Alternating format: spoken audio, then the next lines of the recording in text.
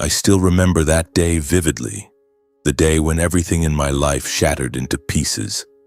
It was July 12th, in the scorching heat of Fresno, California, the kind of oppressive, suffocating heat that made the air feel thick and heavy, the kind that made you want to hide inside an air-conditioned room and never come out. I, Everett Rowe, had just turned 30 years old and was still working as a warehouse associate for Amazon.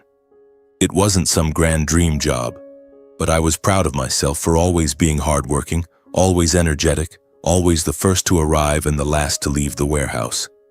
My co-workers used to call me Everett the Clown because I was always joking around, humming random tunes while pushing pallet jacks between the towering shelves, trying to lighten the oppressive atmosphere of the warehouse even just a little. But that day, everything changed in an instant. Manager Sanders, the man who always had a stony face, whom I had never once seen smile, called me into his office. He slid the termination letter across the desk and said in a flat, emotionless voice, as if reading from a script, "The company is doing layoffs due to budget reasons. You're on 27 the list. Today is your last day." I stood frozen, my hands trembling as I held the paper, my mind spinning as if someone had just punched me in the gut. I stammered, "But, sir, I've been doing well, right? I've never violated any rules."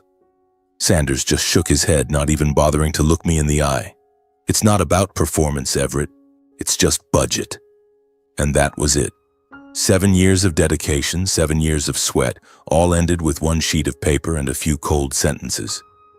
On the drive home in my old Ford Ranger, I didn't turn on the music like I usually did. My mind was consumed by one single question. How am I going to tell my wife about this? The utility bills were piling up on the table, credit card interest was compounding like crazy, and the massive mortgage we had signed 5 years ago now rested entirely on my meager paycheck. Brittany, my wife, was a fiercely pragmatic woman, sometimes to the point of frightening me. She was only 27, strikingly beautiful with long golden blonde hair and clear blue eyes. The kind of beauty that when we first fell in love made me think I was the luckiest man in the world. She stayed home to take care of our daughter and occasionally did nails at home to earn a little extra cash, but I was still the main breadwinner. I gripped the steering wheel so hard my knuckles turned white, trying to focus on the road while my eyes stung and my throat burned with bitterness. Over the past couple of years, Brittany's pragmatism had become more and more obvious.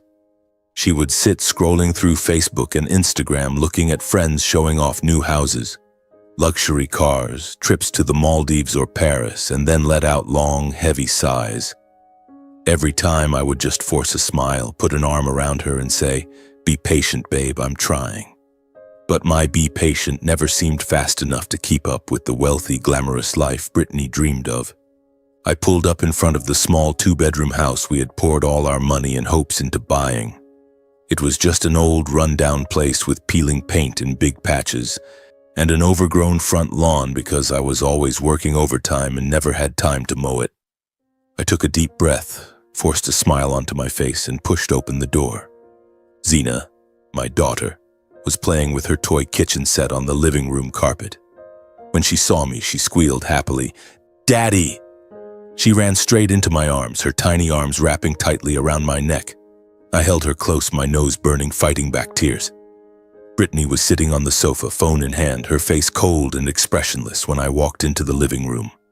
"Everett, you're home," she said flatly without a trace of warmth.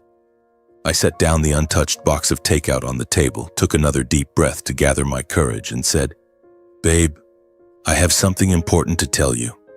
Brittany looked up, frowning in annoyance. "What now?" I swallowed hard, trying to keep my voice steady. "Today at the warehouse, the company did layoffs. I got fired." Silence. A suffocating, endless silence filled the room. Brittany slowly put her phone down, arms folded tightly across her chest as if holding back a storm. "Fired?" she repeated, her voice sharp as a razor. "Everett, are you serious?" "It's true, honey, I got laid off," I answered, my voice hoarse. "But don't worry too much. I'll find another job right away. I have 7 years of experience at Amazon. I'm sure I'll—" "Let's get a divorce," Brittany interrupted, her voice so cold it sent chills down my spine. I stood there, stunned, my mind blank, unable to believe what I'd just heard. What did you say? Divorce, she repeated, even sharper this time. I've had enough, Everett. I want a divorce. My legs went weak. I had to lean against the wall to keep from collapsing. Brittany, calm down. We're going through a tough time, but I'll figure it out. I promise I'll find a better paying job. We'll get through this. Brittany let out a bitter, mocking laugh that sounded almost horrifying. You promise? You've been promising for the last 5 years, and nothing has changed. I'm tired, Everett. Tired of crying over bills every month. Tired of lying to my friends that my husband is a manager when in reality you just push carts around a warehouse. Tired of watching our daughter grow up in a house that's about to be foreclosed on. Every word felt like a knife straight to my heart. Tears started streaming down my face. I couldn't hold them back anymore. But we're a family. You can't just leave me now. That's exactly why I have to divorce you? Because we are a family. Brittany snapped, her eyes red with anger and disgust. I haven't seen a bright future since the day I married you. I'm 27 years old, Everett. I don't want to spend my whole life slaving away to pay debts, living paycheck to paycheck. I want a different life. I deserve a better life. Zena stood huddled in the corner, clutching her doll, her big round eyes filled with terror as she watched her parents. I dropped to my knees on the floor, tears pouring down my face, grabbing desperately at Brittany's sleeve. Please, think about it again for Zena's sake. She needs both her mom and dad. We can't tear her world apart. Brittany stared at me for a long moment, her eyes unmoved. Then she turned away abruptly, picked Zena up and said in an icy voice, "She'll be fine with me. That's better than growing up watching her parents fight over money every day. No, Brittany. Please don't leave me." I tried to grab her arm, but she yanked it away so hard I nearly fell over. "Don't touch me," she hissed. Then she went into the bedroom, opened the closet, pulled out a suitcase, and started packing her clothes and Zena's with quick mechanical efficiency, as if she had been preparing for this moment for a very long time. I sat collapsed on the floor, tears streaming, only able to repeat over and over, "Please, please reconsider." But Brittany never looked back. The sound of the suitcase zipper, the hurried footsteps, then the front door slamming shut. All that remained was dead silence. A week passed like an endless nightmare. I barely ate or drank anything, couldn't sleep, just lay on the sofa staring at the cracked ceiling while tears quietly fell.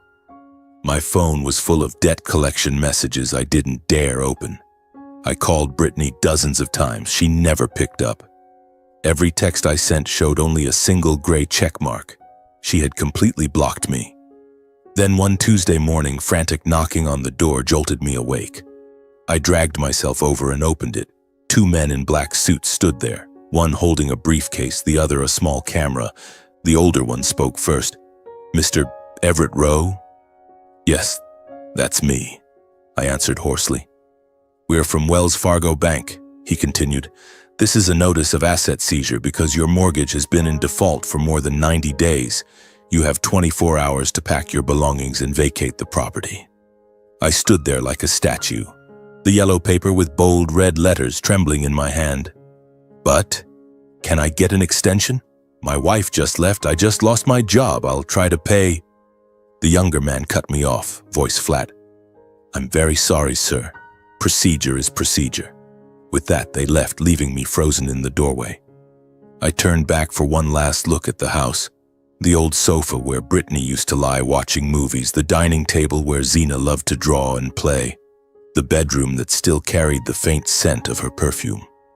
I went back to the bedroom, hastily stuffed a few changes of clothes into a backpack, grabbed the family photo from last year when we were all still smiling genuinely, and walked out the door. My tears had long since run dry. An old moving truck carried me and a few pitiful cardboard boxes away from the neighborhood where I had lived for 5 whole years. Behind me, the house was sealed with bright red tape. I no longer had a home, a job, or a family. In just a short time, I had lost everything. I drove aimlessly, eyes blurred with tears that kept welling up. Fresno now looked alien to me. Even the familiar streets seemed to mock my face. I pulled into a cheap motel off the highway and paid $50 for one night. Almost the last cash left in my wallet. The room reeked of old cigarette smoke. The mattress sagged deeply and the roar of semi-trucks thundering past the window never stopped all night. I lay there staring at the stained ceiling, my mind completely blank.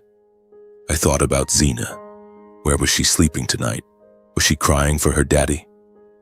I thought about Brittany. How could she turn her back so fast? And I thought about my adoptive parents, Reed and Cora Rowe, who lived on the outskirts of Bakersfield, just over an hour's drive away. They were the last lifeline I had left in this world. True, their love had always been cold and conditional while I was growing up, but at least they had raised me, given me a name, and put a roof over my head. I told myself that in a moment of crisis like this, they would surely open their arms to me. Dad Reed was gruff, but he always said, "A man has to stand on his own 2 feet," so he would probably give me some advice. Mom Cora complained a lot, but she was still my mother. Surely she would feel sorry for her son who had fallen into the abyss. And Finn, my younger brother, even though he was rude, had grown up under the same roof. He wouldn't let his big brother sleep on the street. The next morning, I scraped together the last of my change to buy a box of donuts and 2 cups of black coffee, then drove straight to their house. On the way, I kept telling myself to stay calm, to explain everything gently, not to let them think I was a complete failure. I would say this was only a temporary rough patch, that I would get back on my feet soon and repay them tenfold. In my head, I pictured Mom Cora hugging me, Dad Reed patting my shoulder and saying, "Come inside, son, Mom and Dad are here." Just imagining that scene warmed my heart a little. My adoptive parents' house sat at the end of a red dirt road, a single-story ranch-style home they had lived in long before they took me in. The front yard was still neat as always. Mom Cora was terrified of what the neighbors might say. I parked, took a deep breath, picked up the box of donuts and knocked. The door opened. Dad Reed stood there, tall and imposing, his white hair cropped short, his weather-beaten face deeply lined. He was wearing a tank top and old shorts. His narrow eyes scanned me from head to toe with a coldness I had never seen so clearly before. "Everett?" he said in his gravelly voice, showing neither surprise nor pleasure. "Hi, Dad." I forced a smile and held up the box. "I brought some breakfast." He didn't take it. He just stood blocking the doorway, arms folded across his chest. Mom Cora appeared behind him, her chestnut brown permed hair perfectly in place, makeup carefully applied even though she was just at home. She looked at me, her gaze sliding from my messy hair down to my muddy shoes, then wrinkled her nose as if she smelled something foul. From inside the house, Finn poked his head out. My 24-year-old adoptive brother, chubby, long hair tied in a ponytail. He leaned against the doorframe with his arms crossed, smirking like he was waiting for a good show. I swallowed hard and tried to keep my voice steady. "Mom, Dad, I've hit some trouble. I lost my job, then Brittany. She left and took Zena with her. The bank foreclosed on the house. I have nowhere else to go. I'm only asking to stay a few weeks. I'll find a new job, I swear." Silence. A heavy silence so thick I could hear the ceiling fan whirring inside. Mom spoke first, her voice shrill and dripping with contempt. "Stay here? So now you remember your parents, huh? I thought you were too good for us, married a pretty wife, had a kid, moved out on your own." I lowered my head, voice trembling. "Mom, I'm sorry. I didn't want to bother you, but I really have no other choice." Dad roared like thunder. A grown man lets his wife walk out, loses his house, and comes crawling back to live off his parents. "How old are you, Everett?" 30, not 3. Take care of your own damn life and stop dragging your loser face here to embarrass me in front of the neighbors." I staggered back a step, my heart squeezed as if in a vice. "But Dad, I'm your son." Mom gritted her teeth and jabbed a finger in my face. "Son? You've only ever been a burden? What have you ever done right? Dropped out of school, got fired from jobs, married a woman who left you? And now you show up drowning in debt so the whole neighborhood can gossip. I'm ashamed of you." Finn finally spoke, his voice high-pitched and mocking. He stepped forward to stand beside our parents, arms still crossed, smirking wider. Well, look who's home, big brother. What's wrong? Ran out of money already. Even strays know how to crawl back to the nest, huh?" I stood frozen, stammering, "Finn, what the hell are you saying?" He laughed louder and pointed straight at my face. "Stray, you're not even blood. You really thought you were their real son? Mom and Dad picked you up from the orphanage just for kicks. Who knew they'd end up raising such a useless piece of trash?" Dad nodded slowly, his voice low but vicious. "Finn's right. Your mother and I made a mistake for 30 whole years. We took in a parasite who brought nothing but bad luck to this family. And you still have the nerve to show your face here?" Mom piled on, practically screaming, spit flying. "Get out! Get the hell away from my house. Don't let the neighbors see you standing here one more second. I don't have a son like you." I backed away, my head spinning, tears pouring not from sadness, but from the deepest betrayal. I, the baby abandoned at birth, finally understood the brutal truth. I had never once been truly loved in this house. All the times they called me a freeloader, all the times they compared me to Finn, all the times they left me out on holidays. Now it all made horrible sense. I turned around without another word. Finn's mocking laughter echoed behind me, Mom Cora's shrill curses ringing in my ears. I walked back to the truck, hands shaking so badly I nearly dropped the keys. I drove off not knowing where I was going, tears blurring the windshield completely. The feeling of betrayal tore my heart into shreds. I no longer had an adoptive family. I no longer had anything at all. The truck lurched and swayed along the red dirt road that led back to the highway, kicking up clouds of dust behind the tires. I don't remember how long I drove. I only know that when I finally stopped, night had fallen completely and I was already on the outskirts of Bakersfield. I found the seediest motel in town. The owner was a half-blind old woman who handed me the key to room 12 without even glancing at me. The room was exactly what I expected. Paint peeling off in huge flakes, ceiling covered in yellow-brown water stains, carpet so old it reeked of stale cigarettes and cheap 1990s perfume. There was a single sagging bed in the middle, a rotting wooden table and an ancient TV that didn't pick up a single channel. I collapsed onto the mattress. The springs groaned loudly as if complaining on my behalf. That first night I lay staring at the ceiling until dawn, unable to sleep for even a minute. The days that followed were a repeating nightmare. Every morning I woke at 5, put on the only clean clothes I had left, and drove around Fresno and Bakersfield submitting applications. Amazon, Walmart, Target, small warehouses, packing plants, even fast food joints. Everywhere I went, they shook their heads. "We'll call you" was the sentence I heard most often, but my phone never rang. Some were brutally honest. "You were just laid off by Amazon in the cutbacks. We don't hire anyone from that list." I'd return to the room, sit staring at the ceiling and wonder what I had done so wrong for the entire world to turn its back on me at once. Eventually, I swallowed my pride and took whatever odd jobs I could find. Moving furniture for people relocating, boxes so heavy my shoulders felt like they would tear apart. Cleaning construction sites, breathing dust all day, my back aching like it was broken. Some days I waited tables at a Mexican diner, others I washed cars at an automated car wash. Each day I earned $40 or $50, enough for 2 cheap meals in the room. I lost weight fast. My eyes grew dark circles, my hands became calloused and rough. Every night when I dragged myself back to that dark, dingy room, I sat on the creaking bed, turned on the sickly yellow desk lamp, and stared at the 4 moldy walls, asking myself, how did my life fall to the absolute bottom so quickly? Just a few weeks ago I had a wife, a daughter, a house, a steady job. Now I was nothing but a 30-year-old homeless man sleeping in a filthy motel and living on sandwiches. The emptiness of the room left me no place to hide. Questions I had buried deep since childhood now surged up like a broken dam. Who were my real parents? Why did they abandon me? Why was I placed with the Rose, a family that never once saw me as their son? Childhood memories came flooding back, piece by sharp piece, cutting like knives.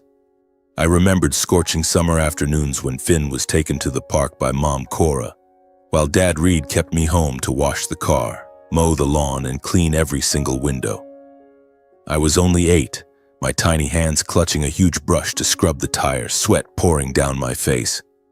"Hurry up, kid, stop being lazy," Dad Reed would yell from the sofa, eyes glued to the TV. I remembered family dinners where I was always served last. Mom Cora would put the best piece of meat on Finn's plate, then look at me coldly. "Eat less. Who do you think you are, trying to eat like a real son?" Finn would laugh loudly and mimic her. "Exactly. An orphan ought to know his place." I remembered summer vacations when the whole family went to the beach or the mountains and I was shipped off to Mom Cora's parents. They barely spoke to me. I sat alone, eating cold leftovers, staring out the window at neighbors walking their kids to the park, tears falling without me noticing. My childhood was nothing but eating, studying, and loneliness. No one ever asked if I had a good day at school. No one hugged me when I fell and scraped my knee. No one came to watch me play soccer even though I was the starting striker for the school team. Finn was the opposite. Every one of his games, the whole family showed up cheering, Mom Cora even making banners to wave. High school was worse. Finn and his friends turned me into their punching bag. They shoved me into trash cans, poured water on me in the bathroom, called me the Rowe family bastard. When I told Mom Cora, she just shrugged. "You get bullied because you're weak." Dad Reed bellowed, "A real man fights back." Useless. When I started working at Amazon, I thought things would finally change. I sent money home every month, hoping they'd be proud. They weren't.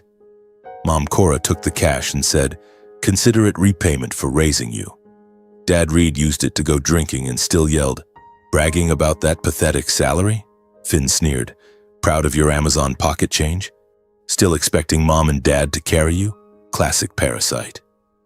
I had spent my entire life trying to earn their love and recognition, only to realize I had always been nothing more than a mistake they were forced to endure. Those dark memories clung to me, dragging me deeper into the abyss, until one night in October. It was almost midnight. I was sitting on the bed, hugging my knees, staring blankly into space, when suddenly there were 3 calm, measured knocks at the door. My heart pounded. Who could it be at this hour? The motel owner? The police? I stood up, hands shaking, and opened the door just a crack. A tall man stood there in a thick wool overcoat, collar turned up, covering half his face, looking polished and completely out of place. He appeared to be in his 50s, silver hair cut short, sharp brown eyes. He gave a small, polite smile and spoke in a low, warm voice. "I'm very sorry for the late hour. Are you Everett Rowe? I have something extremely important to discuss with you. 10 minutes, that's all." I was wary, still gripping the doorknob, but for some reason I opened the door wider and stepped aside. "Come in." He entered. A subtle masculine cologne followed him, completely at odds with the room's moldy stench. He sat on the only chair. I sat on the edge of the bed facing him. He reached into his coat pocket and handed me a business card. Thick stock, gold-embossed letters. Parker Price, Senior Attorney, Price & Associates Law Offices. "My name is Parker Price. I am the personal attorney for Mr. Alfred Veilstone, founder of the Veilstone Group, currently residing in Jackson Hole, Wyoming," he said slowly and clearly. I took the card with slightly trembling fingers. The name Alfred Veilstone rang a bell. "You mean the billionaire Alfred Veilstone, the one who founded the famous Veilstone Group in Wyoming?" I asked. Parker nodded gently. "But I have no connection to him whatsoever." "You must have the wrong person," I said firmly. Parker looked straight into my eyes, his gaze softening as though choosing every word carefully. "No, Everett, I'm not mistaken. Mr. Alfred Veilstone is your biological father. He has been searching for you for many years. He is now very ill, terminal cancer. Before he passes, he has only one wish, to see his son just once." The world around me stopped spinning. I could hear the blood rushing in my ears, my heart pounding in my chest. Biological father? I repeated hoarsely. What are you talking about? I'm an orphan. I was adopted by the Rowe family. That is correct, Parker nodded slowly. But the Rowes did not adopt you in the way you believe. You should meet Mr. Alfred and speak with him directly. He will give you all the answers. I sat frozen, my mind reeling. My real father was a billionaire? He had been looking for me all these years? It sounded like the plot of a cheap movie. Impossible, unreal. Parker placed a hand on my shoulder, his voice gentle but firm. I know this is a lot to take in. Here is my card. Whenever you're ready, tomorrow next year, call me. But please remember, Mr. Alfred doesn't have much time left. He only wants to see his son once and to apologize for not being there for you these past 30 years. He stood, shook my hand firmly and walked to the door. It closed softly behind him, leaving me alone in the damp, moldy room, still clutching the business card. My heart raced wildly, my thoughts a chaotic storm, unable to focus on anything except one single idea. I am the son of a billionaire. My real father is waiting for me, and he is dying. I didn't sleep that night, nor the many nights that followed. I lay on the sagging mattress, eyes wide open, staring at the cracked ceiling while that business card sat neatly on the table like a ticking time bomb. Every time I closed my eyes, the face of a man I had never met appeared, sometimes smiling, sometimes crying, sometimes dissolving into darkness. I asked myself 1,000 times, what if I don't go? What if I go and get abandoned again? What if this is all just a cruel trick? But deep inside, I knew I couldn't run forever. I had to face it, if only to know the truth. On the 7th day after Parker Price's visit, I picked up the phone. My hands shook so badly I had to dial the number 3 times. It rang twice before the other end answered. Hello, Parker Price speaking. His voice was still the same low, warm tone from that night. I swallowed hard. It's Everett Rowe. A second of silence, then a soft, genuinely joyful laugh. Everett, I've been waiting for this call for days. Are you all right? I want to meet Mr. Alfred, I said, my voice trembling. That's wonderful, he replied at once, emotion thick in his words. I'm sending the address and detailed directions right now. You can come anytime, but I strongly suggest sooner rather than later. He doesn't have much time left. The text arrived seconds later. An address in Jackson Hole, Wyoming, driving instructions and a short line. The main gate will open when you arrive. I'll be waiting. I stared at the screen for a long time, then stood up and started packing. There wasn't much to pack. A few old shirts, a toothbrush, the creased family photo of Brittany, Zena, and me. I stuffed everything into my backpack. I paid the motel for another week to hold the room, climbed into my beat-up Ford Ranger, and pointed north. The drive took nearly 16 hours. I drove through the night, stopping only for gas and black coffee at roadside stations. Wyoming appeared before me on a freezing autumn morning. The snow-capped Grand Tetons rising in the distance, Jackson Lake glittering like a mirror in the early sun. I had never seen anywhere so beautiful. It hurt.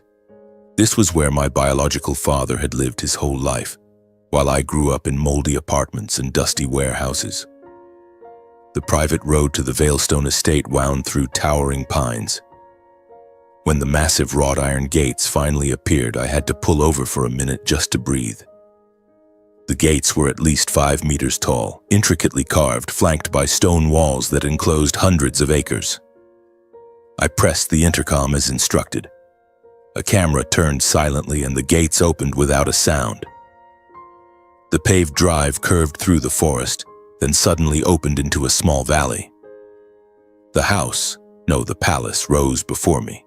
A 3-story gray stone main building with weathered copper-green roofs, 2 sprawling wings, an infinity pool, and an English rose garden still blooming despite late autumn. In front of the entrance stood a marble fountain crowned by a bronze angel. I parked in the courtyard feeling like a beggar who had stumbled into a royal palace.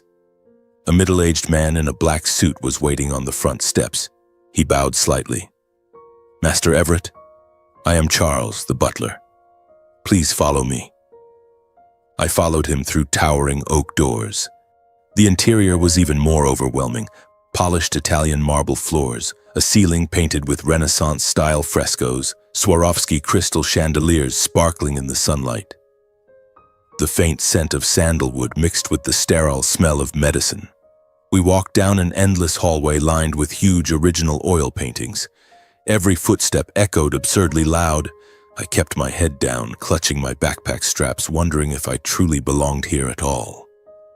Charles stopped before an intricately carved walnut door. He knocked twice, then opened it. "Please come in. Mr. Alfred is waiting." I stepped inside. My heart pounded so hard I thought it would burst. The room was enormous, yet heavy with the smell of medicine and the rhythmic hiss of an oxygen machine. In the center stood a large hospital bed surrounded by state-of-the-art equipment. Lying there was an old man with snow-white hair, gaunt cheeks and pale skin, but his steel-gray eyes lit up the moment they saw me. It was Alfred Veilstone. He tried to sit up, managed only a slight movement, and reached out with trembling skeletal hands. Tears were already rolling down his cheeks. "Everett, my son, it really is you." I froze in the doorway, throat locked tight. "Dad? Sir? Or just a stranger who happened to share my blood?" I was terrified that if I stepped forward, everything would vanish like soap bubbles. Alfred began to cry openly, his voice weak but overflowing with emotion. "Come here, son. Please let me see you clearly." I walked forward as if in a dream, each step heavy as lead. I sat on the chair beside the bed, an ocean of space between us, though we were only a meter apart. Alfred reached out and touched my cheek. His hand was ice cold but shaking with joy. "You look so much like your mother. Those eyes. Aurora had the exact same eyes." I couldn't hold it back anymore. Tears poured down my face. Alfred gripped my hand tightly and began to speak in a hoarse, laboring voice, forcing out every word. He told me that when he was 25, he had just returned from Europe to take over the family empire. Aurora was a 20-year-old maid, beautiful, gentle, always smiling. They fell deeply in love in secret within these very walls.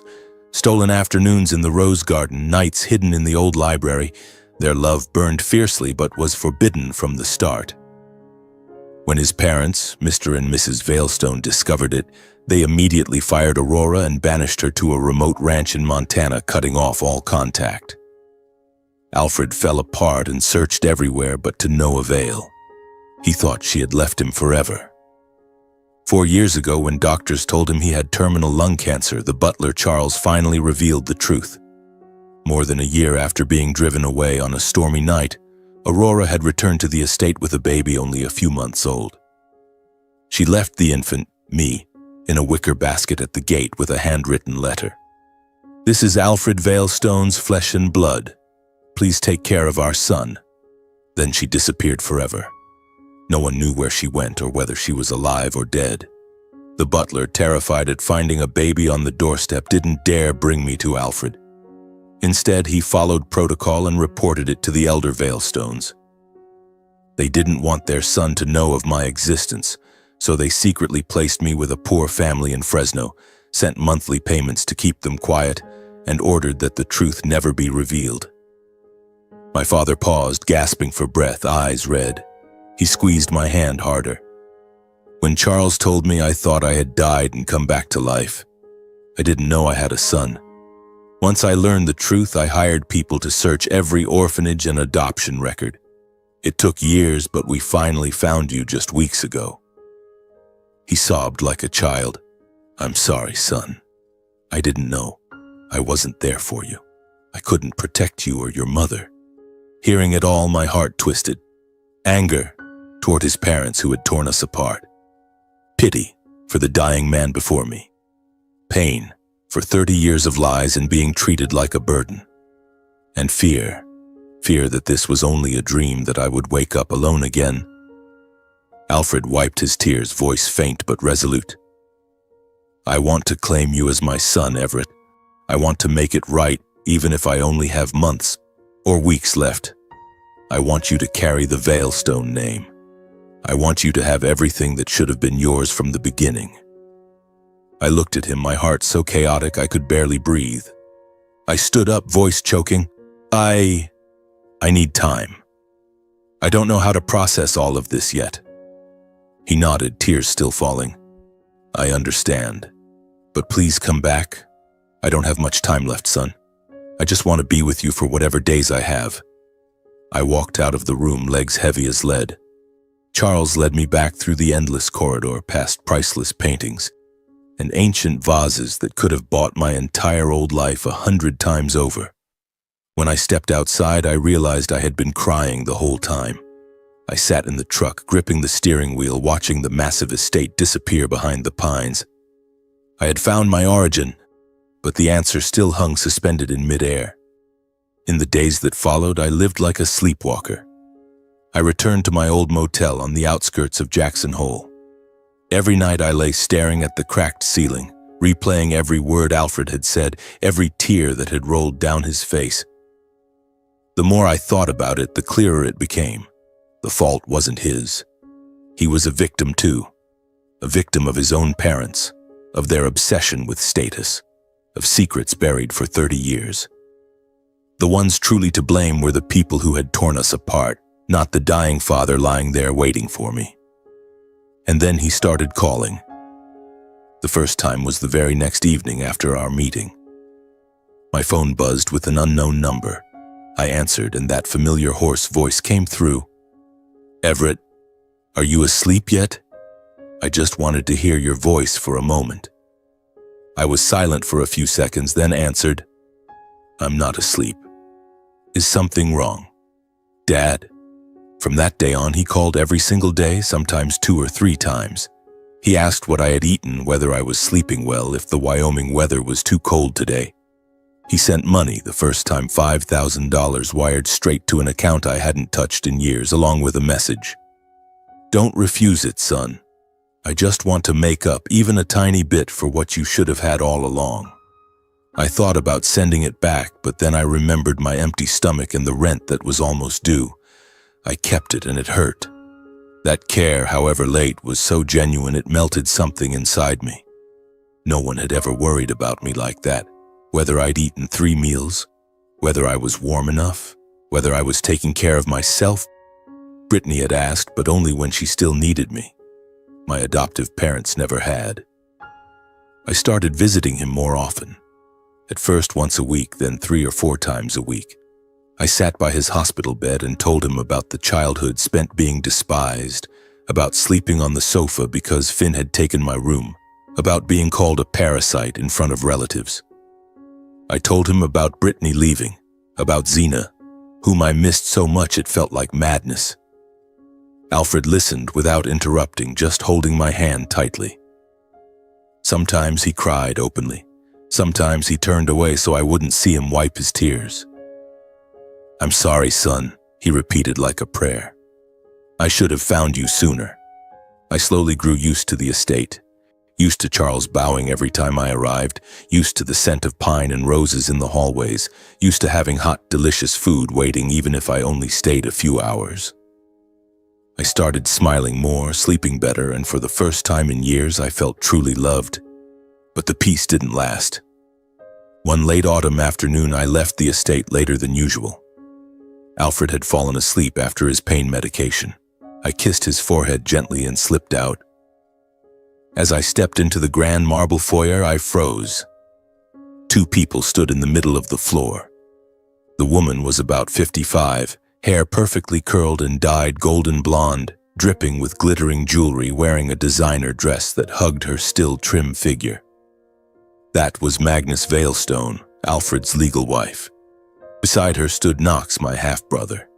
He was around 28, tall, coldly handsome, wearing an expensive leather jacket, a Rolex flashing on his wrist. They both turned and looked at me like I was a fly that had wandered into a royal banquet. Magnus smiled, a smile so fake it sent chills down my spine. "Oh, this must be Everett, right? My husband's surprise son?" Knox folded his arms, scanning me from head to toe as if pricing junk at a flea market. I nodded stiffly. "I'm Everett." "Hello, ma'am." "Hello." Magnus stepped closer, her heavy perfume suffocating. "So I hear you're Alfred's biological son? What a shock. And you show up right when he's at his sickest. How miraculous." Her voice dripped honey, but every word was a needle. Knox smirked and added, "Exactly, Mom." He must have studied Dad's medical schedule very carefully to pick this perfect moment to play the long-lost son, huh? The Veilstone fortune is huge.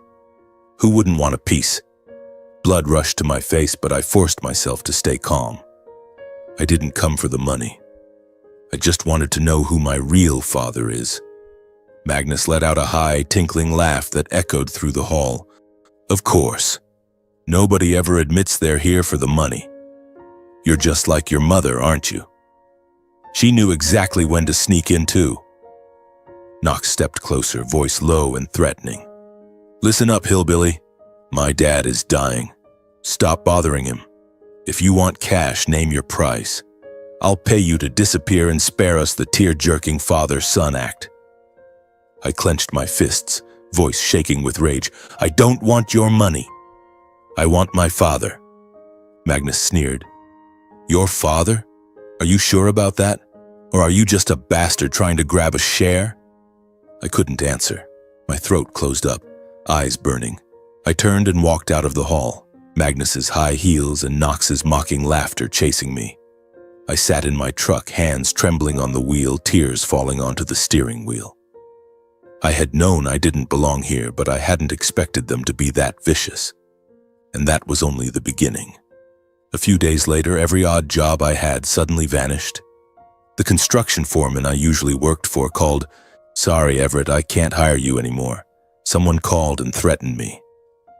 The car wash, the diner, the moving gigs all refused me. I was unemployed again. Then the anonymous calls started. A strange male voice distorted through a changer. "You think you're clever? Get out of Jackson Hole or you'll regret it." Some nights I heard a car crawl slowly past the motel, headlights sweeping across my window like a searchlight. The worst came on a night of pouring rain. I had just gotten back to my room when someone started pounding on the door. I opened it. Knox stood there, soaked, face red from alcohol. He shoved the door open and barged in despite my protests, yelling loud enough for the whole hallway to hear, "You beggar! Who the hell do you think you are walking into the Veilstone house? You bastard! You're only good at bleeding a dying man dry." Neighbors poked their heads out. I wanted to sink into the floor from shame. I tried to push him out. "Get out. Stop making a scene." He laughed loudly and pointed in my face. "Listen up, trash. Cut all contact with that old man right now. Get out of Jackson Hole. If you don't, I'll have you beaten to death, torch your truck, make sure you have nowhere left to live. Got it?" He smashed the only lamp in the room and stormed out, leaving me standing among shards of glass and the curious stares of the entire motel corridor. I collapsed onto the floor, head spinning. I could run, go back to California, resume my old life, forget everything. But then I thought of Alfred, the father who waited for me every day, whose eyes lit up the moment I walked into the room. I wasn't going to run anymore. I had already been thrown out by my adoptive family, abandoned by my wife, and rejected by the world. I thought I was used to being pushed away. But not this time. This time I had a real father who needed me, and I would not let Magnus or Knox take him from me again, no matter the cost. For the first time in my life, someone called me son without a trace of contempt, and I was staying. I decided to stay in Jackson Hole. I left the rundown motel and rented a small one-bedroom apartment on the outskirts, still close enough to drive to the estate every day. Alfred grew weaker by the day, but every time I arrived, he would struggle to sit up, take my hand, and smile. We talked for hours, about the trips he had dreamed of but never taken, about my mother, about the regrets that weighed heaviest on him. He no longer mentioned Magnus or Knox. They rarely showed up, and when they did, they stood in the doorway staring at him with cold eyes as if he were an asset about to expire. I slowly learned how it felt to be loved. I no longer had to count every penny before buying a cup of coffee. Dinner, prepared by the estate's chef, was always hot and plentiful. And for the first time in my life, I could fall asleep without dreading what tomorrow might bring. Alfred introduced me to the entire staff as my son, and in those moments I truly felt the name Veilstone belonged to me, even though it still wasn't written on any official document. But that fragile happiness lasted only 6 more weeks. One early winter morning, the sky gray and snow flurrying lightly, my phone rang at 6 o'clock. It was Charles. His voice trembled. "Everett, can you come right now? The master. He had a heart attack at 5 this morning. The doctors are doing everything they can, but..." I didn't hear the rest. I dropped the phone, ran to the truck still in my pajamas, and sped through the icy roads like a madman. When I arrived, the hallway was filled with people in white coats and the endless beeping of machines. Parker Price stood there, face ashen, and placed a hand on my shoulder. "I'm so sorry, Everett. He's gone, peacefully, without pain." I stood frozen in the middle of the cold marble corridor. Just yesterday, he had called me at 10 p.m., voice weak but full of hope. "Come tomorrow, son. I want to tell you about the first time I met your mother." 10 hours later, he was gone forever. I walked into the room, fell to my knees beside the bed, and held his hand, already cold. I cried without sound, my chest crushed as if someone were squeezing the life out of it. The father I had found after 30 years, the only person who had ever loved me unconditionally, had been taken from me the moment I had barely learned to call him Dad. The funeral was held 4 days later, extravagant and icy in true Veilstone style. Magnus directed everything with the precision of a CEO, a walnut casket inlaid with mother of pearl, thousands of white lilies flown in from Holland, a full symphony orchestra playing Mozart's Requiem, guests made up entirely of Wyoming and New York high society arriving in private jets. Paparazzi crowded outside the gates, camera flashes firing nonstop. I stood in the very back row wearing the only black suit Alfred had ordered Charles to have tailored for me. I was not allowed to sit with the family. Magnus had told Parker outright, "Don't let that thing anywhere near the casket." I simply stared silently at his portrait, the gentle smile I had come to know in those few short months, my own eyes red from crying every night. When it was time to place flowers, I walked forward carrying a bouquet of white roses, the kind my mother had loved, he had told me. I laid them down and whispered, "I love you, Dad." Instantly, Magnus's sharp voice rang out from the front row, loud enough for the entire chapel to hear. "Well, look at that. Alfred's final mistake can act too." Knox snorted and added, "Your mother was a maid, right? Like mother, like son, knowing exactly when to pounce." The entire chapel fell silent. Then the whispers began. Everyone turned to look at me, curiosity, contempt, pity, all mixed together. Rage surged through me, blood pounded in my ears, my fists clenched so hard my nails dug into my palms.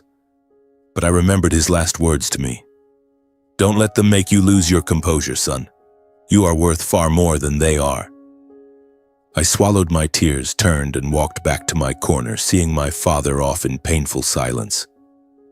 A few days later, while I was still drowning in a bottomless void, my phone rang again. It was Parker Price. "Everett, you need to come to my office. It's about Mr. Alfred's will. Tomorrow, 10 o'clock. I hesitated for 3 full days. I was terrified I would get nothing, terrified of being humiliated once more by Magnus and Knox in front of the world. But then I thought, I have to know. I have to know whether my father's love was real or just the fantasy of a lonely old man at the end of his life. On the appointed day, I put on the black funeral suit and drove to the gleaming glass tower in downtown Jackson Hole. The elevator took me to the 28th floor. When the conference room door opened, Magnus and Knox were already seated, faces like stone. They looked at me as if a virus had just walked into their laboratory. Parker Price stood. His voice was calm but carried absolute authority. "Please have a seat, Everett. We'll begin." He opened a red-sealed envelope and took out a thick stack of notarized documents bearing court seals. Then he began to read, every word clear and deliberate. I, Alfred James Veilstone, being of sound mind and body, declare this to be my last will and testament. I bequeath the entirety of my controlling shares in the Veilstone Group, all real estate holdings in Wyoming, Colorado, California, and New York, all investment accounts, trust funds, land, and personal property, with an estimated total value of $2.1 billion. To my biological son, Everett Rowe, born September 14, 1994, currently residing in Jackson Hole, Wyoming. Everett Rowe is my sole legal heir. To my wife, Magnus Veilstone, and my son, Knox Veilstone, I leave the two residences in Aspen and Palm Beach, along with $50 million in cash as a gesture of gratitude. I sat motionless, ears ringing, unable to believe what I had just heard. $2.1 billion. The entire Veilstone empire. To me, Magnus shot to her feet, her chair crashing backward, and shrieked, "Fraud! This is blatant forgery. He had Alzheimer's. How could he be of sound mind? That street trash manipulated him." Knox lunged toward me, face purple, shirt collar popping open, screaming and jabbing a finger in my face. You filthy broke parasite. You dare steal the Veilstone fortune? I'll kill you. I swear I'll make you regret ever being born." He grabbed a stack of files from the table and hurled them at my face. Papers flew everywhere. Magnus charged at Parker, grabbing his lapels and shrieking, "Destroy this fake will right now. I'll sue until the end of time." The room exploded into chaos. Other attorneys jumped up in alarm. Security rushed in to separate them. I sat perfectly still, looking straight into Knox's and Magnus's eyes. I was no longer afraid. Parker Price shook Magnus off, his voice cutting through the noise like a blade. "Mrs. Veilstone, Mr. Knox, compose yourselves. This will was executed 3 months ago, signed by Mr. Alfred in the presence of 2 independent witnesses, and validated last week by the Wyoming Supreme Court. Mr. Alfred was fully competent. We have complete medical records, video testimony, and psychiatric evaluations." He turned on the projector. The video began. Alfred, frail but clear-eyed, sitting in his armchair, speaking firmly. "I know I am dying, and I want to right the greatest wrong of my life, abandoning my son. Everett Rowe is my only true flesh and blood. Everything I own belongs to him." Magnus went white. Knox froze, mouth open, speechless. Parker shut off the projector, voice ice cold. "This meeting is over. Any disputes will be settled in court." Magnus spun around one last time, pointing straight at me. "You think you've won? I'll make you wish you were never born. I swear it." They stormed out, the clatter of high heels and curses echoing down the hall. I remained seated, motionless. Parker placed a hand on my shoulder. "Congratulations, Everett. You are now the owner of Veilstone." I didn't smile. I only whispered, "He gave me something far greater than money. He gave me the feeling of being someone's son."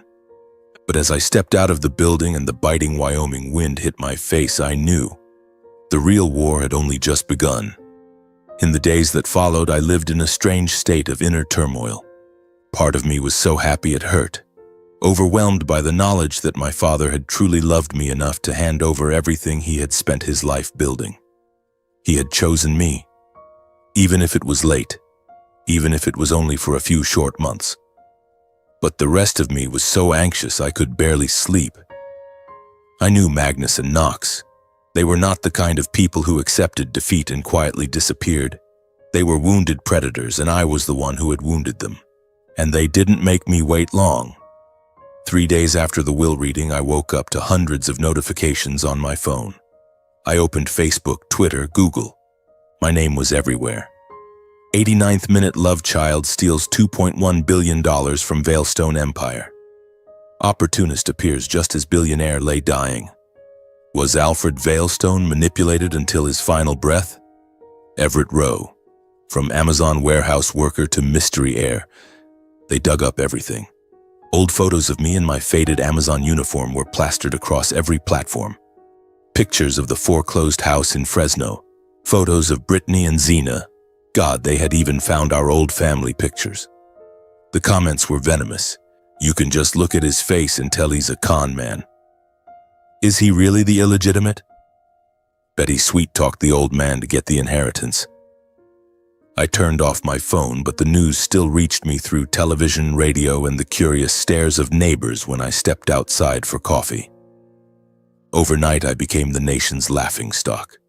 From a nameless nobody, I turned into the fortune thief in the eyes of millions who had never met me. Then the letters began arriving. Anonymous, no envelope, no stamp, just slipped under my apartment door. The first was a single sheet. Leave before it's too late. By the third, I can't guarantee you'll stay alive if you walk outside. By the seventh, there was a photo of me with my head photoshopped onto a corpse. I started checking over my shoulder every time I left the apartment. I began sleeping with a kitchen knife under my pillow. I jumped at every car that slowed down in front of the building. One December evening, the cold sharp enough to cut skin, I returned from buying groceries and froze in the parking lot. My beat-up Ford Ranger, the only companion that had stayed with me through every hard year, now lay there like a carcass. Windshield shattered, side mirrors smashed, all four tires slashed deep, and the words trash carved into the paint with something sharp. I knelt among the broken glass, hands shaking as I picked up a note smeared with fake blood. Get out, trash. Next time it's you. I collapsed onto the freezing concrete, mind reeling. I couldn't let this keep escalating. If I stayed silent, they wouldn't stop. They would hurt not just me, but Zena and innocent people around me. I had to do something. The next morning, I put on my only black suit, rented a car, and drove to the Veilstone estate. I didn't call ahead. I just wanted to face them once, eye to eye, and end it. Charles opened the gate, face pale when he saw me. Master Everett, you shouldn't come today. Mrs. Magnus and Master Knox are furious. I walked straight into the cold marble foyer anyway. Magnus sat on the white leather sofa, glass of red wine in hand, though it was only 9 in the morning. Knox leaned against the wall, hands in pockets, eyes narrowing when he saw me. Magnus looked at me like I was a stain on her white carpet. What are you doing here? Come to gloat? I took a deep breath and kept my voice steady. I didn't come to argue. I came to offer a settlement. I don't want war. I'm willing to give you a portion of the estate. Not a lot, but enough for the two of you to live comfortably for the rest of your lives. Just stop everything. Silence. Then Knox let out a laugh, contemptuous, chilling. Oh my God, the broke bastard thinks he's being noble now. Share the fortune? Who do you think you are, giving charity to me?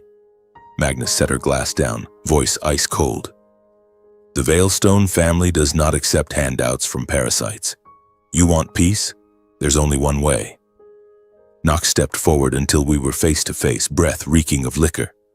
Sign away the entire inheritance. Get out of Jackson Hole.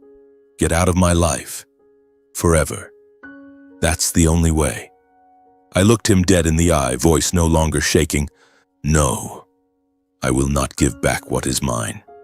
My father chose me. If you want to fight, let the courts decide, Cornotut. But I'm done running. The air in the foyer seemed to explode. Magnus shot to her feet and shrieked, Security! Throw him out of my house right now. Knox grabbed my collar and snarled, You're going to regret this, you bastard. I pried his hand off, straightened up, turned, and walked away. Magnus's screams, Knox's curses, the pounding footsteps of security guards, all of it chased me like a storm. I stepped through the massive front doors and the December wind slapped my face. I didn't look back.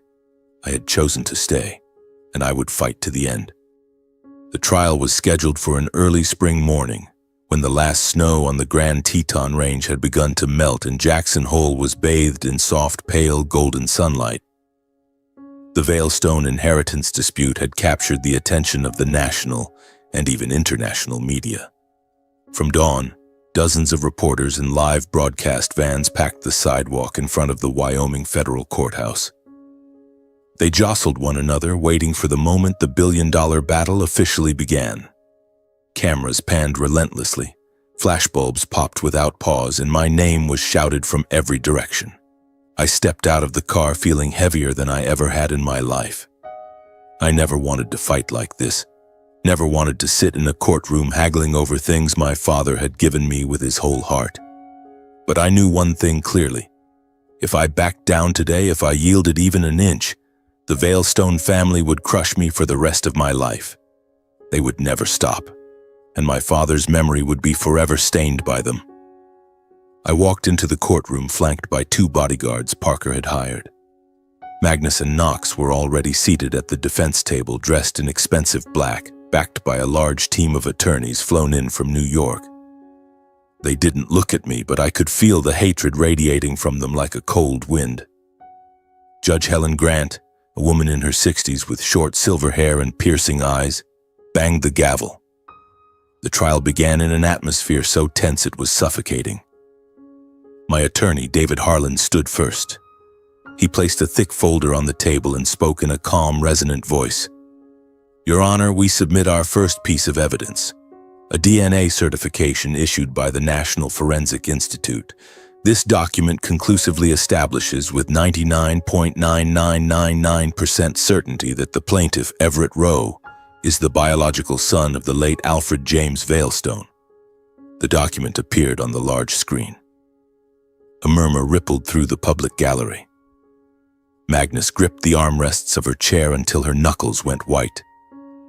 Next, Harlan submitted detailed medical reports, records from Alfred's personal physician, the Mayo Clinic, and 3 independent psychiatric experts. Every report concluded that in the 3 months before his death, Alfred James Veilstone had been fully lucid, alert, and of complete legal capacity. Parker Price rose, his voice clear and unwavering. "We submit audio and video recordings of Mr. Veilstone's true final wishes." The screen lit up and my father's voice filled the courtroom. "I want to leave everything to Everett, my son, because I missed 30 years of his life." There were dozens of such recordings, each accompanied by notarized affidavits from Parker and Alfred's personal assistants. Everything proved beyond doubt that the will reflected Alfred's genuine, uncoerced intent. Then it was the defense's turn. Magnus and Knox's lead counsel stood, voice shrill with accusation. "Your Honor, my clients contend that Alfred Veilstone was mentally manipulated in his final days. The plaintiff, Everett Rowe, appeared at the precise moment Mr. Veilstone was most vulnerable and exploited his emotions to force the creation of this will." He pointed straight at me, voice rising. "This is an elder abuser who preyed on a dying man's illness to steal his fortune." Knox leapt to his feet without permission and screamed, "He's a con man. He killed my father to take his money." The courtroom erupted in noise. I clenched my fists under the table, nails digging into my palms to stay calm. Parker placed a steadying hand on my shoulder and whispered, "Everett, stay calm." Their attorney demanded the will be re-examined in its entirety. Judge Grant glanced at the files and immediately shook her head. Request denied. All documents were properly notarized by a state official, witnessed by living individuals, and recorded on video at the time of signing. There is no legal basis for doubt. A heavy silence fell. You could hear the wall clock ticking. Judge Grant reviewed the file one final time, then looked up. Her voice rang through the room. Having examined all evidence, testimony, and documentation, this court rules that the last will and testament of Alfred James Veilstone is fully valid. Mr. Everett Rowe is hereby declared the sole legal heir to the entire Veilstone estate. The gavel fell with a sharp crack, like thunder ending a storm. Magnus collapsed back into her chair, face drained of color, clutching her chest and gasping. Knox slammed his fist on the table, veins bulging in his neck, face crimson with rage. But he could do nothing. The judgment was recorded, permanent, irreversible. Outside the courthouse, the press exploded like fireworks. Headlines raced across television screens and social media. Veilstone Empire falls to son hidden for 30 years. Inheritance reversed, from warehouse worker to billionaire. Illegitimate son defeats tycoon family. I pushed through the swarm of reporters lunging like wolves, answering no questions. Parker clapped me on the shoulder. "You won, Everett." I only nodded. Inside, I felt no victory. I drove back to the old rundown apartment I had kept. I sat by the window, quietly watching the little street where the melting snow dripped from rooftops and weak spring sunlight fell across the worn floorboards. From a homeless man with nothing, I had become the owner of a $2.1 billion fortune. But there was not a single spark of joy in my heart. I saw only one cruel truth. Every tragedy, from the family hatred, my father's death, to this bloody legal war, had sprung from money and the bottomless greed of human beings. My father had died simply because he wanted to right a past wrong. I had nearly died simply because I wanted to hold on to the last love he ever gave me. And Magnus and Knox had lost everything simply because they could not accept one simple fact. Blood cannot be bought with money. I looked out the window and whispered to myself, "Dad, I won. So why do I still feel like I lost?" 3 days after the trial, I wanted nothing more to do with the Veilstone name, nothing to do with those 9-figure numbers weighing on my shoulders, nothing to do with the prying stares from strangers every time I stepped outside. I met Parker Price one last time in his office in Jackson Hole. I told him straight, "I want to sell everything. The company shares, the real estate, the investment funds, sell it all." Parker looked at me for a long time, then nodded. "Are you sure? This is an entire empire." I gave a faint smile. "That empire killed my father. I don't need it." The sale happened quickly. Major investors swarmed like sharks to fresh meat. Within 6 months, all that remained was an enormous but clean pile of cash, enough to live 10 lifetimes without ever working again. But that wasn't what I wanted. I wanted to start over with my own 2 hands. I left Wyoming without looking back. I drove my old pickup, the one I kept even though I could now buy a fleet of supercars, west toward the Oregon coast. I chose a small town called Cannon Beach, where the Pacific Ocean pounds the shore day and night and morning fog wraps everything in a soft blanket that hides the past. I bought a small cedar-shingled house on a hill overlooking the sea. 2 bedrooms, 1 living room, an open kitchen and a wide wooden deck. Just enough for a man who had once lost everything to find peace again. I started a home renovation and repair company. The name was simple, Rowe and Daughter Renovations, because I knew that one day Zena would come home to me. I did everything myself, building furniture, painting walls, laying floors, fixing porches. The first few weeks my hands blistered from the power saw and my back ached from lifting, but I was happy, truly happy. I earned my living with sweat and my own strength, not with numbers on paper. The people in the little town gradually got to know me. The new guy. Solid work, doesn't talk much.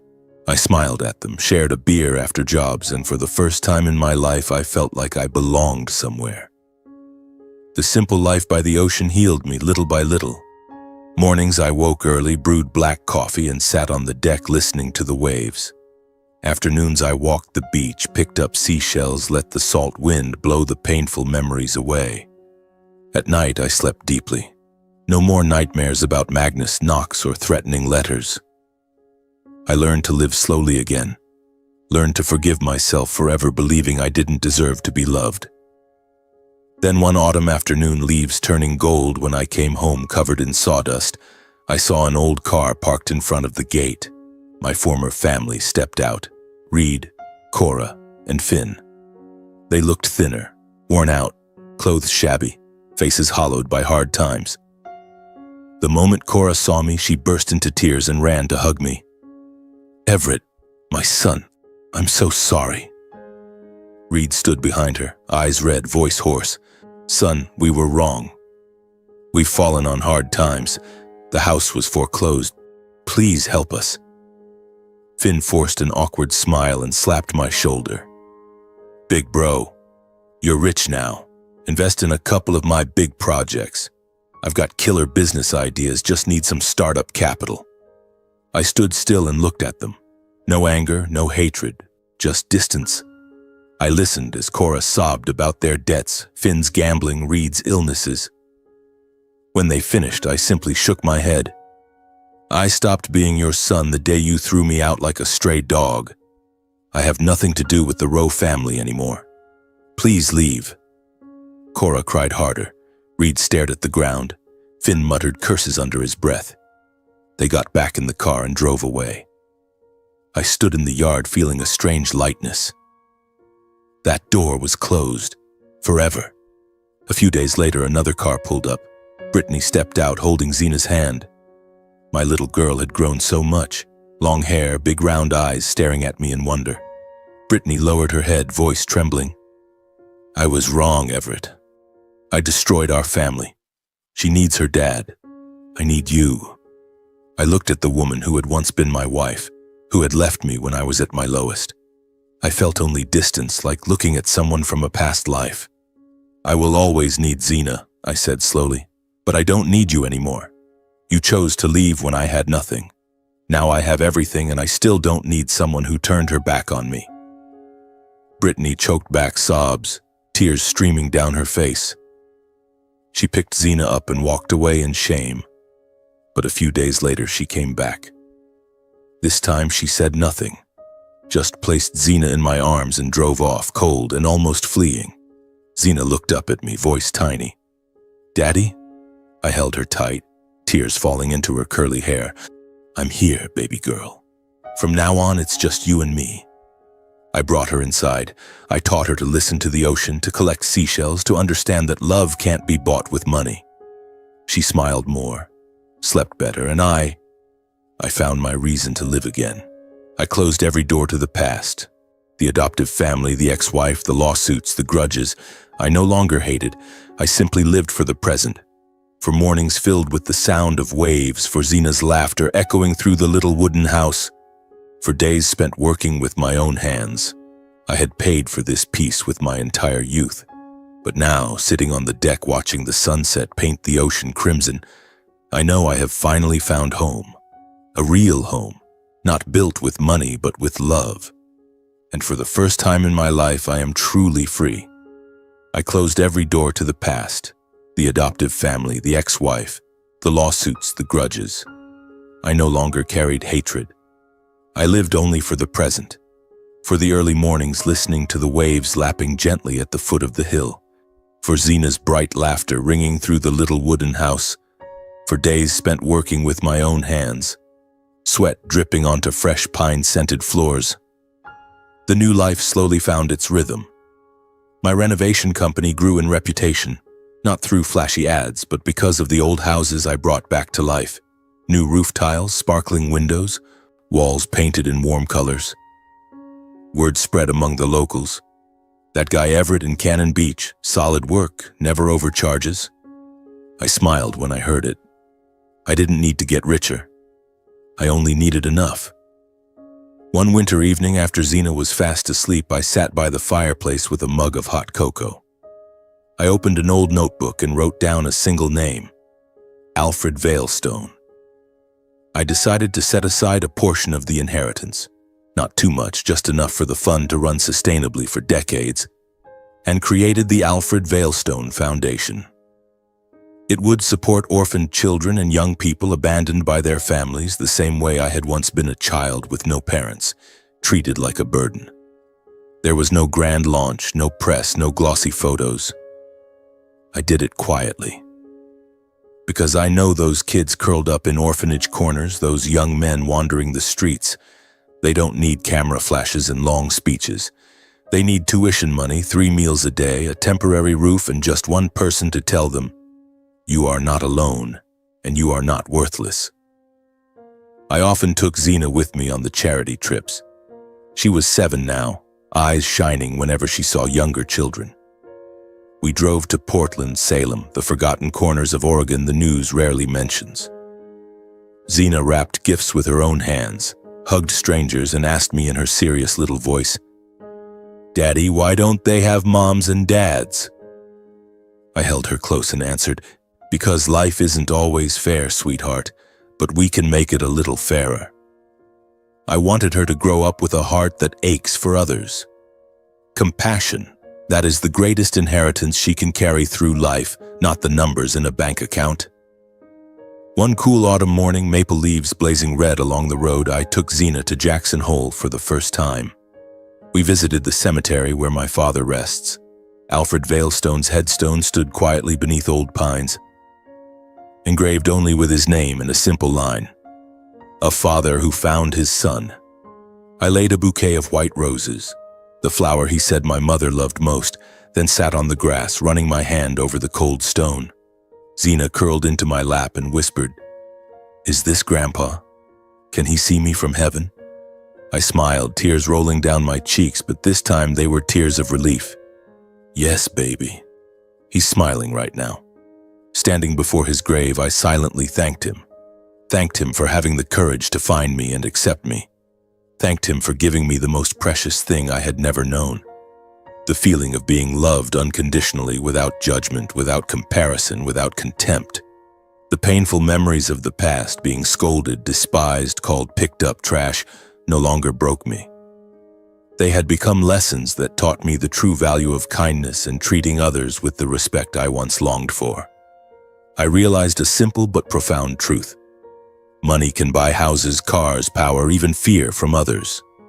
But it can never buy sincerity. It can never buy a family that truly loves one another. Magnus and Knox lost everything because they believed money was everything. And I, though I once had nothing, now have everything that matters. A little girl who laughs every morning, a home filled with the sound of the ocean, and a clear conscience. I teach Zena that every day. When she asks, "Daddy, why don't we buy a bigger house or more toys when we're rich?" I hold her and say slowly, "What makes you strong isn't how much money you have, but how much you've been through and still kept a kind heart that doesn't hurt others." Looking back on the road I've traveled, betrayal, abandonment, humiliation, contempt, then suddenly inheriting a vast empire, I understand that every fall was a lesson. Every wound led me to where I needed to be. Without those dark days, I would never have cherished this peace. Without those tears, I would never have known how to wipe someone else's away. If anyone out there is listening to my story, a child huddled in an orphanage, a man just left by his wife, a son just disowned by his family, let me say this. Never underestimate your own worth. Never let people who don't love you define your life. They can take everything material, but they can never take away your ability to stand up again. Your ability to choose kindness, your ability to love yourself. In the end, I hold Zena's hand and walk along the beach in front of our house. The waves lap gently at our feet. The sunset paints the sky and sea crimson. Zena runs and laughs, seashells sparkling in the evening light. I stop, breathe in the salt air, the scent of freedom, the scent of peace. I have left all the pain behind. Ahead of me there is only love, kindness, and the people who truly deserve a place in my life. And I know, no matter what life brings, I will never lose myself.